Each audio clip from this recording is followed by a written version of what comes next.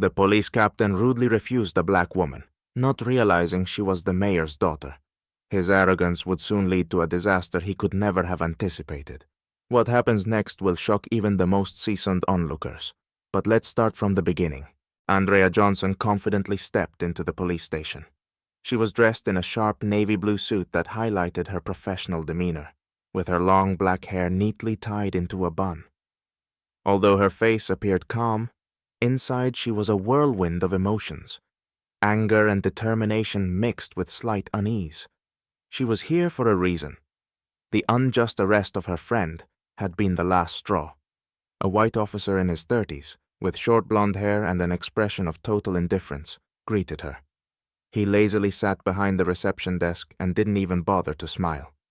"What do you need?" he said dryly, without lifting his gaze from the monitor in front of him.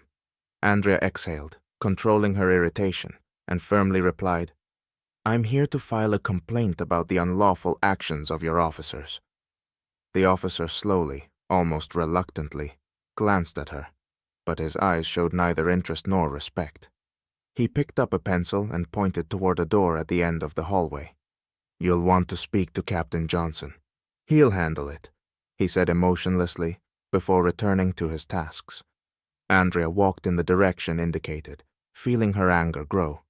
The question ran through her mind. Why were they treating her like this? She knew the answer but didn't want to admit it. Reaching the door, she took a deep breath and knocked. Captain Johnson, a 50-year-old white man with graying hair, sat behind his large wooden desk. He was dressed in a uniform shirt, and his face displayed deep fatigue and irritation. When Andrea entered, he didn't even look up from his paperwork, displaying his total indifference. "I'm here to file a complaint," Andrea began firmly, trying to keep her composure despite the rising tension within her. The captain slowly raised his eyes, his face contorting with displeasure, and a flicker of disdain crossed his gaze. "What's the complaint?" he said sarcastically. "Another one against the police? Your kind is always complaining about something." His words hit Andrea hard, but she didn't allow herself to show weakness. She straightened her posture and continued resolutely. "My friend was detained without cause, and I want to file an official complaint." Captain Johnson smirked and leaned back in his chair, crossing his arms over his chest. "Your friend?" he repeated with a mocking tone. "You know, people like your friend often find themselves in such situations. What do you expect us to do? Drop everything for your complaint?" Andrea gritted her teeth, but refused to back down. "I demand an investigation. His rights were violated." The captain sighed as though this entire situation exhausted him. "Listen," he said, glancing at her with amusement. "I'm not wasting my time on this nonsense. Your complaint is a waste of paper and my time. We follow the law, and if your friend got caught, that's his problem." His words only fueled the fire inside Andrea. She felt insulted and humiliated, but she knew there would be another opportunity to change the situation. Andrea, holding back her anger, was not about to give up. She realized that Captain Johnson, a 50-year-old white man with short graying hair in a crisply ironed uniform, had no intention of listening to her. His arrogance and disregard were clear. He barely looked at her, demonstrating complete disinterest. "You think we should deal with everyone who walks in here complaining?" the captain said with a slight smirk, crossing his arms and leaning back in his chair. "We've got enough to do, and your complaints aren't a priority." Andrea, feeling her patience wearing thin, took a step closer to his desk, looking him straight in the eye. "My friend was detained for no reason, and you don't want to deal with it just because I'm black?" Her voice grew firmer, and the tension in the room escalated. The captain leaned back in his chair and scoffed. "Oh, of course, playing the race card, right?" he said sarcastically. "Let's not make this a drama. This is a regular situation. Your friend probably did something to deserve being detained."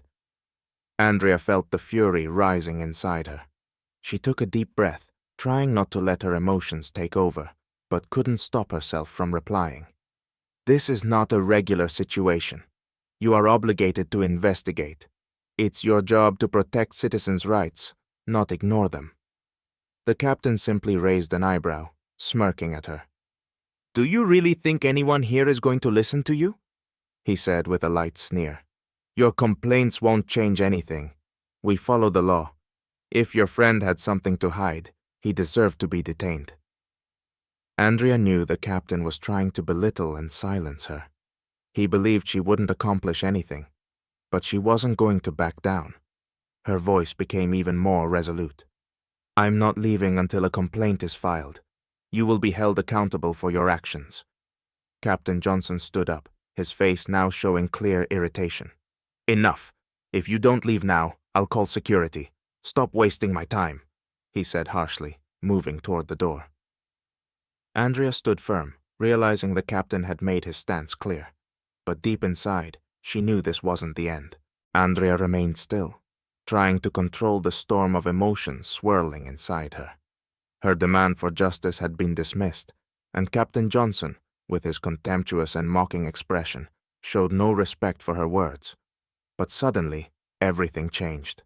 The door to the office burst open, and in walked her father, Marcus Johnson. A tall, imposing black man, 55 years old, with short black hair and slight graying at the temples.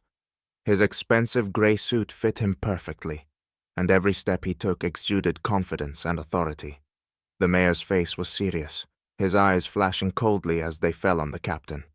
Captain Johnson, who had previously acted with arrogance and defiance, immediately lost his confidence upon seeing the mayor.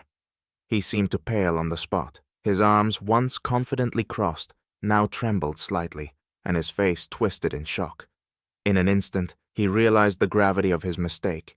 He had just refused justice to the mayor's daughter. Captain Johnson, Marcus said in a low, steady voice laced with barely contained anger.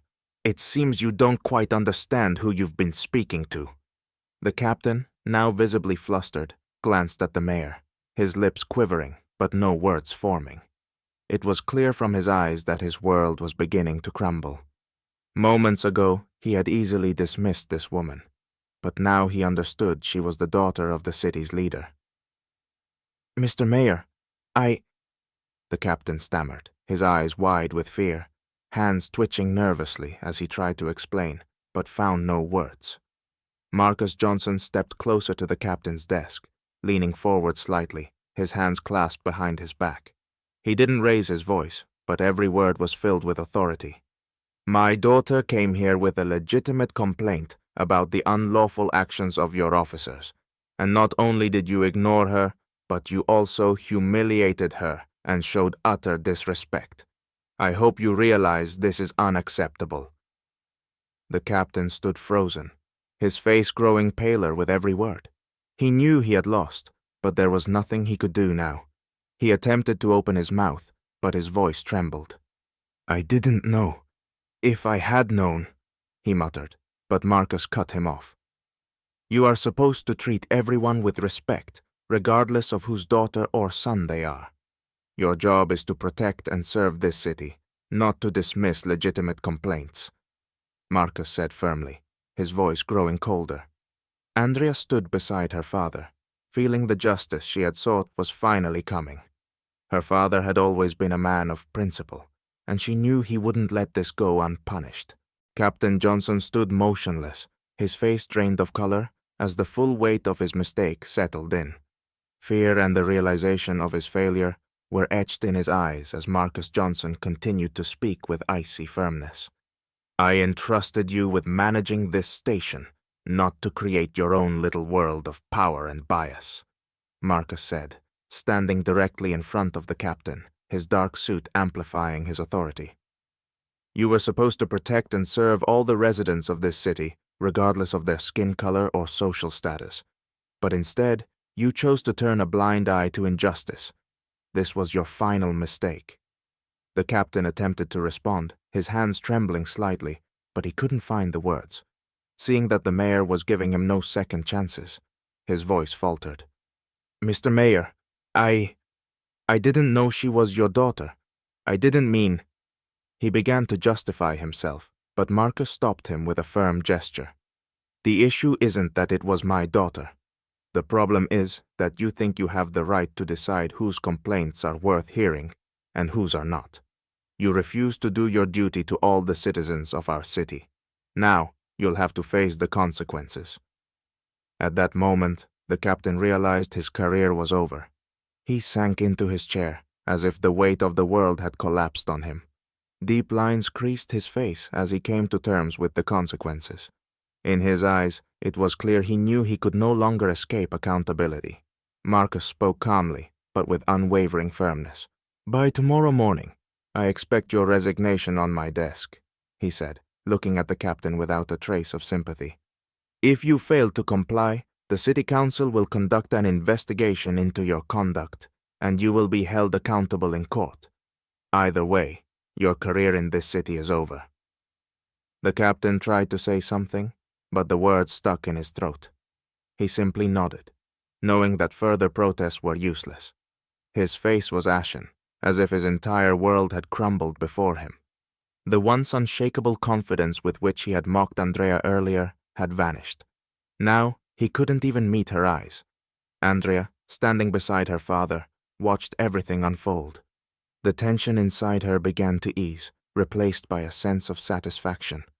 She knew she hadn't backed down when she was humiliated, and justice had been served. But even now, she didn't feel triumph, just deep gratitude that the truth had finally prevailed. Marcus turned to his daughter, his expression softening when their eyes met. "We're done here," he said quietly, turning toward the exit. Andrea followed him, feeling as though a weight had been lifted from her shoulders, the burden of humiliation and injustice finally released. As they walked out of the office, Marcus glanced back at the captain for a moment. "Remember, Captain, a position is not a right. It's a responsibility," he said, and without waiting for a reply, confidently left, leaving Johnson in complete disarray. Once outside, Andrea took a deep breath of fresh air. It had been a long road, but she knew now she could face any injustice.